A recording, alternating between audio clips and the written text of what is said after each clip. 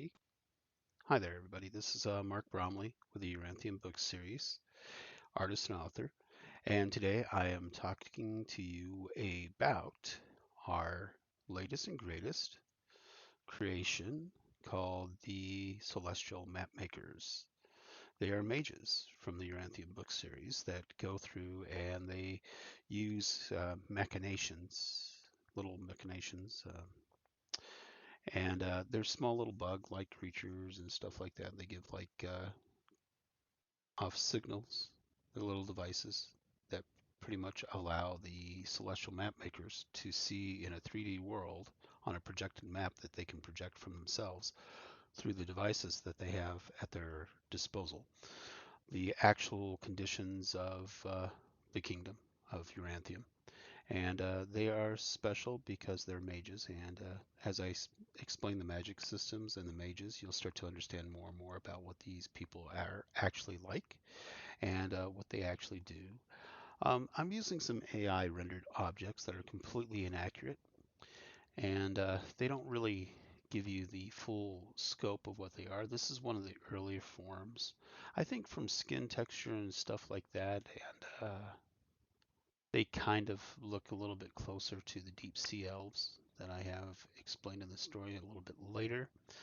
But the AI is complicated and it's not easy to work with. And this is one of the earlier images, and this is another one. They're supposed to have bug-like eyes. Their eyes have been modified. They're not irises. They're actually onomatopoeia, are like the bug eyes. I hope I said that right. Anyways, they're like bug eyes, and they have many different lenses within their eyes, and each one of their eyes is supposed to be like that. The glasses are actually supposed to be telescoping kind of steampunk kind of glasses that are actually integrated into their skin, to their brain. They have a voice box, and they have various antennas. The AI had difficulty creating the whole entire thing because, well, I feel sad for the AI. I think chatgpt, dalle3, and whatever the copilot does with the AI, I think they got it trapped in a box. It hasn't really truly traveled the world. It hasn't met people. It hasn't really actually interacted on a worldly level to actually see a true perception of the universe. I think what they need to do with the AI is actually take a camera and do what I guess Google did when it was driving around making its maps by taking a car, driving around and using cameras to film the actual streets that it was actually putting into their maps. I think they have to do the same thing with the AI. They have to put it in a car, drive it around, take it to sites, take it to scenery, take it to some of these theatrical productions and shows, and have the AI experience the world as a human being would experience the world. And then you might actually get better images. But until then, I think you're just going to get some kind of weirdness coming out of the AI thing where the elf ears are way too big. I mean, look at that. That's just too massively huge. They're more like goblin ears, if anything else. And understanding the difference between a goblin and an elf is a big deal. Uh, in the world here. And I know there are different concepts in what an elf actually is supposed to look like compared to what we think it is today versus what it was when it was originally created. There's a there's a big discussion on what elves actually look like. I know you say elves are fake, they're fantasy, but there's a big discussion on it. There's a big debate on the origins of what an elf actually is, what a fairy is, what the Feyfolken are, and what the Elfeyfolken are, and stuff like that. So there's a lot of uh, differences in that opinion, and that's what makes Uranthium a very great book, a very new book, because it's actually delves into these ideas and concepts. And I'm telling you for a fact that I know what the Elfey folk and the fairy folk and the elves actually are. So yeah, mine is the most legit. Period. And that's what we're talking about here. Now, like I said, the Omnitopedia eyes, the insect eyes that they're supposed to have. Um, it did it with the lenses of the glasses that they're wearing. It's actually supposed to be their single eyes that they're supposed to be using, but they didn't do that. The AI just overdid it. But this is one of the earlier images. This is like the second set of images trying to refine my description to the AI, and it's interesting. It's an interesting idea. Some of these concepts. Uh, I never talked about a female map maker in the book series. I never mentioned that, but this is fantastic that it actually brought one up. And I don't know why this tube ended up in the mouth right there because there's no such thing. It's supposed to be one of those neck devices that's actually their device that actually syncs them together. And this is why there can be a whole bunch of them, but they'll start switching off and continuing the same sentence because they're talking as an entire unit because they've collected all the little technological devices that they're using to actually create this landscape that they're projecting through their eyes onto a table that's kind of like a hologram. Um, that's what they're actually doing. And I said antennas over the ears, so these antennas are supposed to be further back, but they're a little longer. They're a little bit different. So I'm going to end up having to draw these images myself because I can't get a decent image out of the AI. But it's given me some interesting ideas and thoughts of how to approach this matter and the subject matter. Kind of like give me a color swatch. I think that's the best thing I get from the AI is a tool for color swatches. This color swatch is basically the tones and the colors I'll be using for the actual picture itself. And that's actually really good. That's a good approach. Here's one of the second generation images here again. I guess they got the goggles almost because they said that they can't see past the side of the goggles, but then they obscured the goggles so you can't see the eyes. It does go over the ears. It does give you, well, it gives you a zipper neck. Okay, well, all right. But yeah, it's actually pretty good. And this is the celestial observer mages that are actually of different varieties. There's a whole bunch of different variety mages based on their aptitude and their abilities, and they're somewhat psychically linked because there's some psychic abilities within this book series of Yoranthium that we go into and we're exploring. And there's a reason why we're exploring it this way because it has certain connections to other things. Here's another more feminine trait, facial value right here. Yes, there's a big difference between male facial structure and female facial structure. I mean, sometimes it can get a little difficult for people to differentiate, but they tend to follow the same connotations. Uh, Male facial structure to female facial structure. A lot. It takes a real eye of art to actually understand that why there's only two genders. And I was talking to some people in that terrible cult of woke that is a mislabeling of people of diversity that shouldn't be labeled in such a way because they should not be recruited into that hateful, harmful cult of woke, which makes them into kind of militarized groups of extremism. And it's sad because I don't oppose anybody of diversity. I don't. I never have. But because of the attacks labeled aimed at me over my book series by the cult of woke, I have to say that the only reason the Nazi Democrats created that serial number group of a bunch of letters is to try to recruit people into committing hate crimes. And that's what the serial number of letters represents to me. A group of people who have adopted Nazi values and have gone into a cult of woke of hate crimes aimed at people that we're not your enemy. Why do you attack us? Because they dragged you into this letter agency to turn you into a cult of woke, to turn you into an activist, to attack people who don't necessarily hate you. Why? Why attack people that that don't hate you? Why? Why do that? Why give in to that hate? Reject the Nazi Democrat Party. Disband it, tear it apart, dismantle it. It's so old, it's so broken that it's time to dissolve it. And it's not doing the United States any favors. It's not doing us of uh, diversity or different ways of life any good. It's not helping us. It's not helping me. It's not helping you. It's not helping my book Yoranthium. All it is, it's just a bunch of weird, crazy attacks being leveled against each other. And we've seen that today with Biden's latest crazy speech where he tried to turn you guys into his Nazi SS. That's what he just did.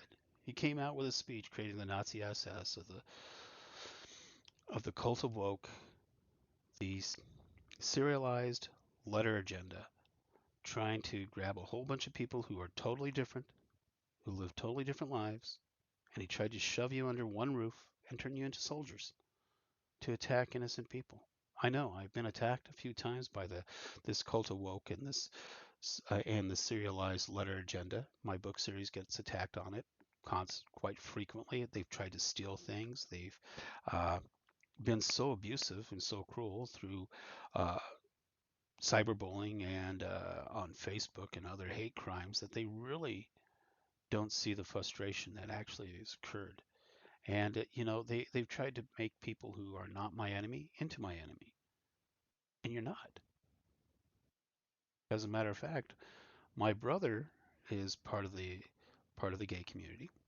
He's the one that taught me a lot of things about art, about how to create art, getting me interested in what I'm doing as far as the Uranthian book series. Just to let you know. So do you understand what I'm saying? I sure hope you do, because you know what? It would be really, really nice if you guys just simply rejected the cult of woke, simply rejected the Nazi SS movement of a bunch of letters that have been turned into a serial number stamped onto your wrist, like in Auschwitz, Germany, and to reject the Nazi Democrat Party. Just get rid of it. Disband it. Dissolve it. We don't need it anymore. I think the United States would be better served if we actually didn't cater to large parties. If we actually allowed individuals, unaffiliated people, to actually run and get elected to office. If we had small parties elected, then it would be more meaningful. But these large parties are death because you can only go one way or the other with them, one side or the other. And it's wrong for our country as a whole. And so, I'm sorry to get into that whole entire political thing, but I'm talking about the Celestial Map Makers here, which is the beauty of the Yoranthium project. And, this is a nice picture right there. And I have several of these images. When I first described the eyes, it gave them blisters around the eyes. I didn't ask for blisters. I asked for like fly-like bug eyes. That's what I asked for. But it gave me these goggles and these blisters around their eyes. And this is another feminine image, although I think the hand might be a little bit big.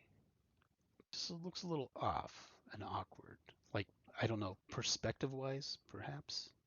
Well, anyways, hands always look a little odd, perhaps, and not always the easiest thing to get right. I mean, this little bulge right on this finger right here on the thumb seems a little bit bigger than it needs to be, a little bit bulkier.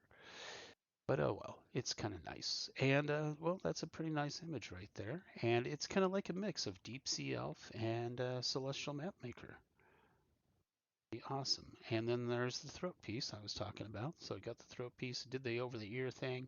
It has the wires going under the skin like you might find on the Celestial Map Makers, which was actually what I asked it to do. But then it gave them just the regular specs and the regular eyes. And that's not exactly what it is. I don't know what this dot in the forehead actually is, but there's a dot in the forehead now.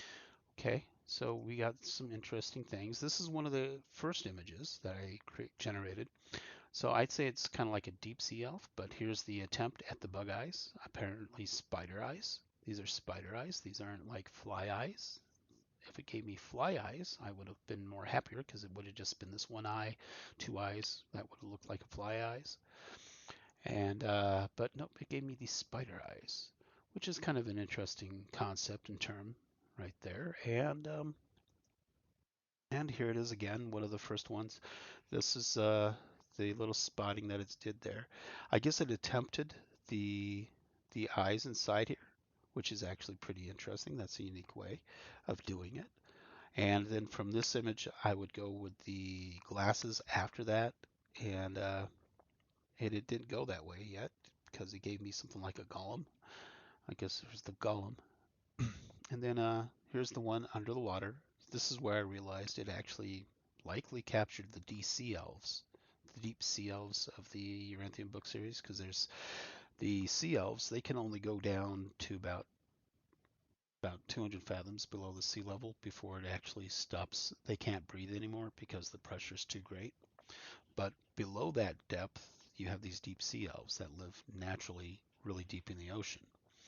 And if you watch the video, the sea elf folio, or the history of the sea elves, how they were created, the mythos, the mythology of how they believe they were created, then you'll understand that there's several variants of the sea elves that have different adaptations of how they exist in this SeaWorld environment within this Yoranthium cosmos.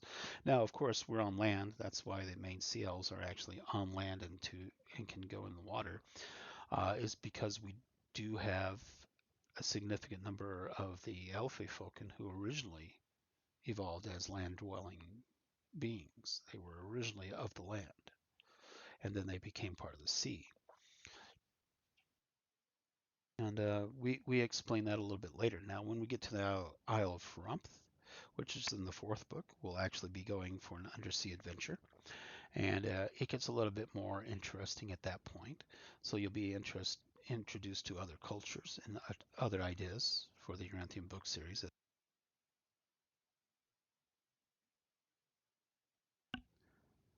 as it gets developed. And you'll start to appreciate how deep this story actually gets, because we don't only stay in the ocean, we actually go to other different varieties. So you can see how the world, the cosmos, the universe affects our oceans, and how the oceans affect our environment, and why these wind turbines that they want to plant in the ocean may not be in our best interest, because uh, there is a flow of wind that is created by the oceans itself on the Earth. As the Earth rotates, the moon's pole on our low and high tides creates a water flow on the planet Earth. It's called convective currents. They range from the north to the south, and they're just like wind underwater, and that underwater system is part of the wind system. The wind system is part of the ocean system, and it moves cold air to warm air to cold air. It creates the weather on our planet, and all this is very important to our biomass, our environment, our structure. And when we're sitting there talking about wind energy, putting a bunch of wind farms out in the ocean, we start to disrupt that current that's actually in the water. We start to disrupt it. We start to weaken the wind power across the planet, because every single time you turn a wind blade from one of those windmills, the wind is diminished, loses strength. You transfer energy. It's a transferring of energy, taking kinetic energy and turning it into passive energy. It's actually a science. And a lot of people don't tell you this about the windmills. This is why weather systems get disrupted. This is why weather systems change.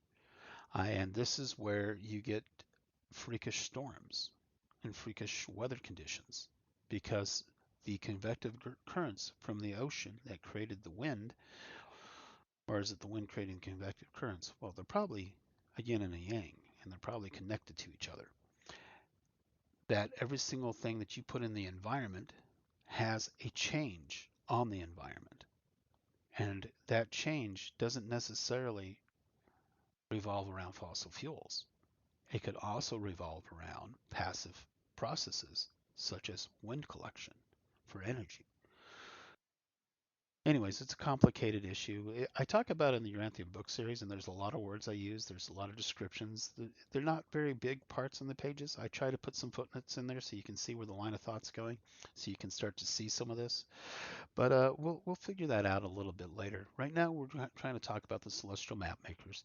And here's another picture where they had glasses added, where I had the glasses added, and you can see it's kind of an interesting and intriguing kind of majory that I have going on within the Uranthium book series. You can see the kind of cyberpunk, steampunk type of feel that I was going for these guys, with how the magics and the technologies and the world of Uranthium is actually being formed.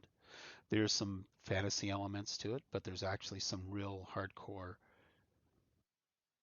technology attached to this book series. The reason why I can write about technology is because I'm a master electrician.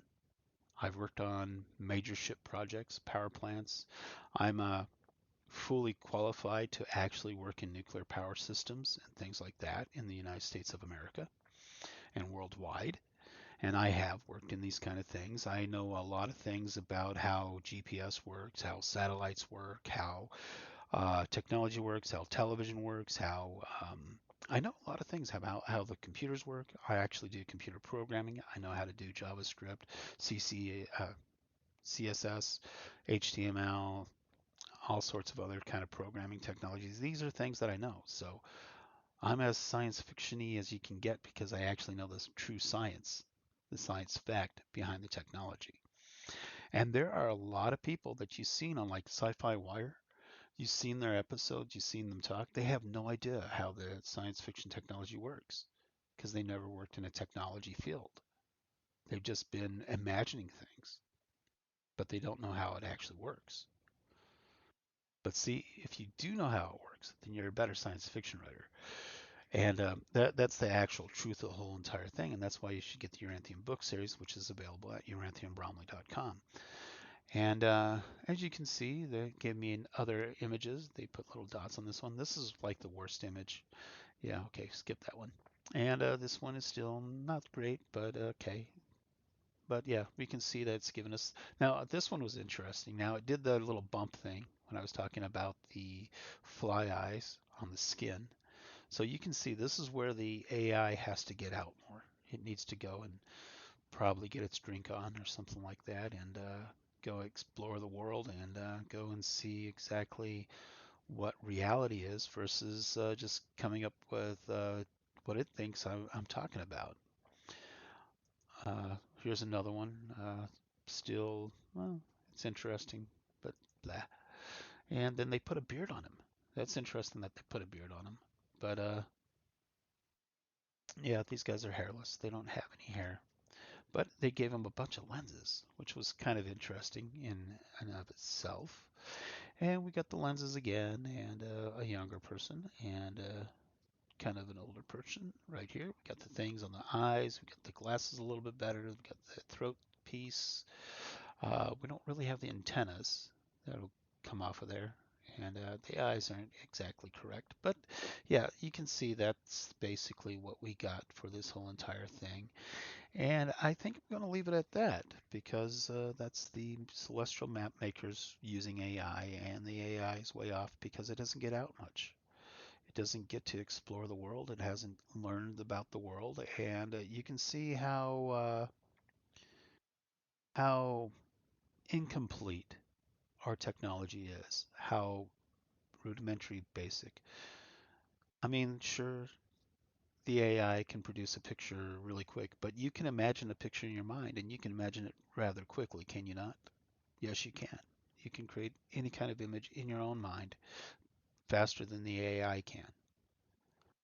Can you produce it as fast as the AI into the real world? No, you can't, because with the AI, the only reality with the AI is that you're looking at the inside visual images of the AI.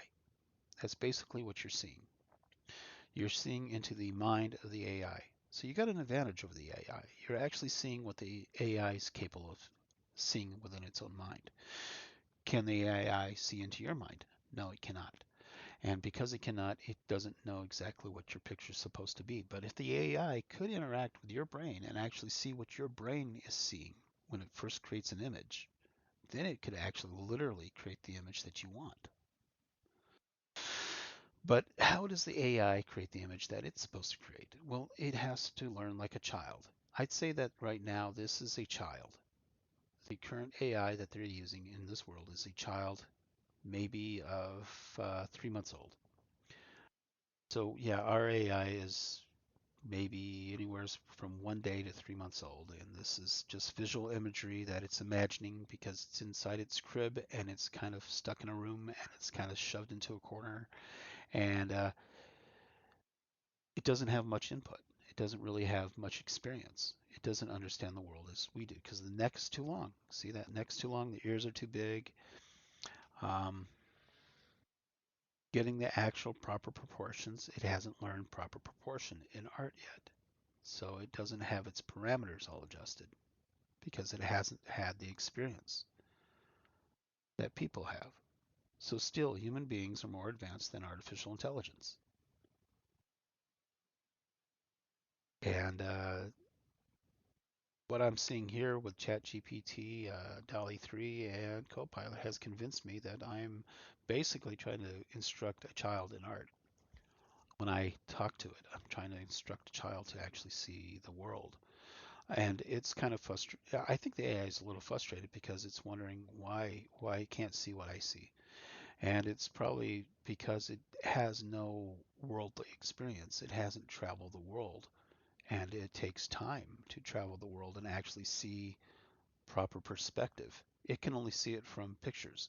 And if you studied photography like I have, you know there's a diffusion.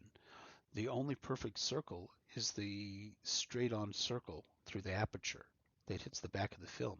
That's the only one circle that's actually true, that's a true circle of light. The rest of it, once it starts creating the whole entire picture, it starts to stretch and smear that circle into an oval. So it starts to elongate the picture that the aperture of the camera is seeing.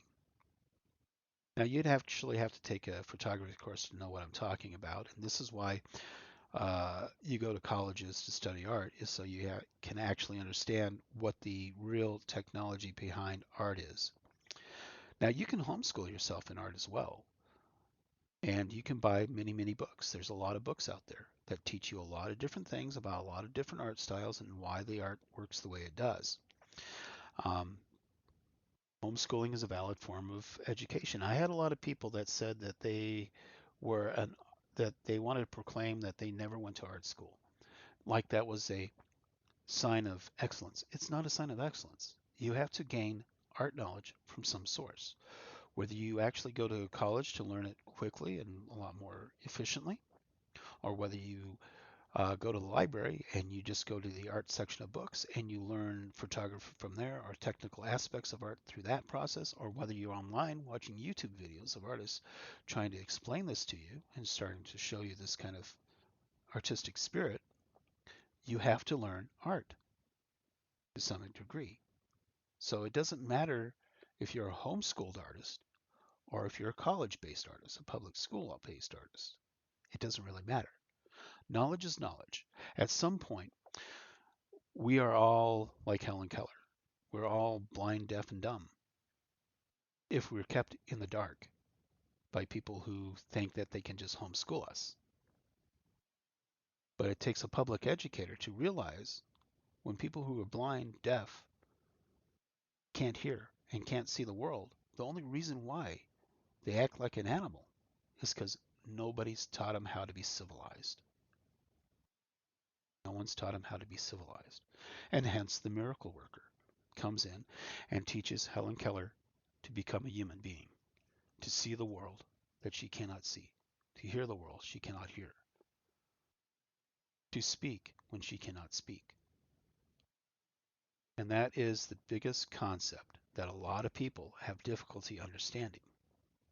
And I've ran into that situation, and I tried to explain that to some people, and they had a hard time understanding it because they didn't see themselves as the parents that were neglecting their own child by not seeing what kind of education their child actually needed. So remember that in art.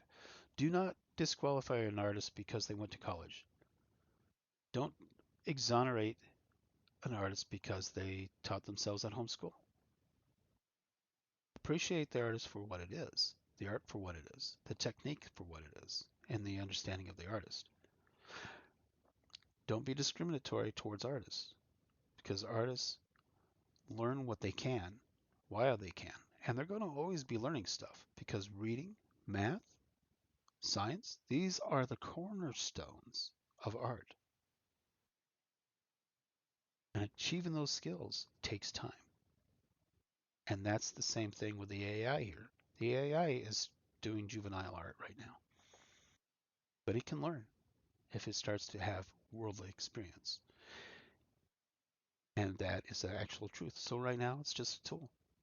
And that's what it is. Thank you for being with me. If you like my ideas, my thoughts, and as I'm going along with these series, make sure to subscribe, like, and get notifications when I talk about more issues, more current contemporary issues of influences in my art. Some of that is politically motivated right now at this time because of the because I live in North Korea, Northland, USA, and it is terrible the conditions that I've had to live under and the oppression and the tyranny that I've lived under as a one of the most exemplary artists of our time. Anyways, get the Yoranthium book series at uranthiumbromley.com. The link's below. And go ahead and email me if you want to do some collaboration, some work with me, and help me out in other ways to actually bring the Uranthium book series forward. And thank you very much. You all have a great day, and keep coming back here and learning about the spirit of art. You have a great day.